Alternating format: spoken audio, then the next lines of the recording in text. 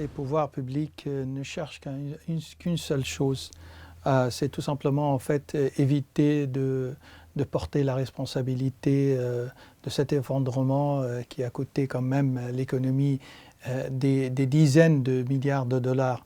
Je crois que d'une façon ou d'une autre, c'est une sorte de film, une scène qu'ils sont en train de mettre en place juste pour dire que voilà, nous, on s'intéresse au secteur bancaire, on s'intéresse aux déposants et ainsi de suite. Et quand on voit le projet de loi qu'ils vont présenter, on constate que tout simplement c'est du blabla plutôt qu'autre chose, parce que tout simplement, en fait, le secteur bancaire est pratiquement détruit par ce projet et les déposants vont perdre facilement une très bonne partie de leur dépôt. C'est le projet de la gap financière, donc le problème qui se trouve à ce niveau, c'est que ce projet de loi n'est pas sérieux.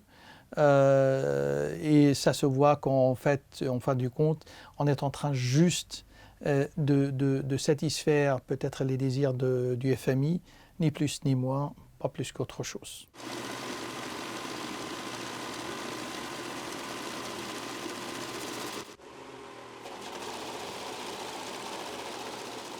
Il y a une chose quand même assez importante qu'il faudrait savoir. Les principes fondamentaux sont très simples. Premièrement, si on touche un dépôt quelque part, on a perdu la confiance. Donc on ne peut pas toucher aux dépôts. Les dépôts doivent être préservés.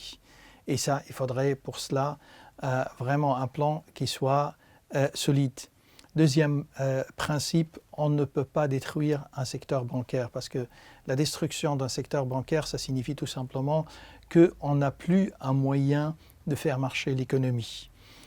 Troisième principe, l'économie et la corruption ne fonctionneront jamais. Ça ne fait pas un bon ménage, soit l'un, soit l'autre. Donc, dans une économie normale, la première chose que le gouvernement doit faire, c'est avant tout, c'est de combattre la corruption. Bien sûr, les réformes, c'est quelque chose d'extrêmement important. Les réformes pour remettre le Liban au standard international.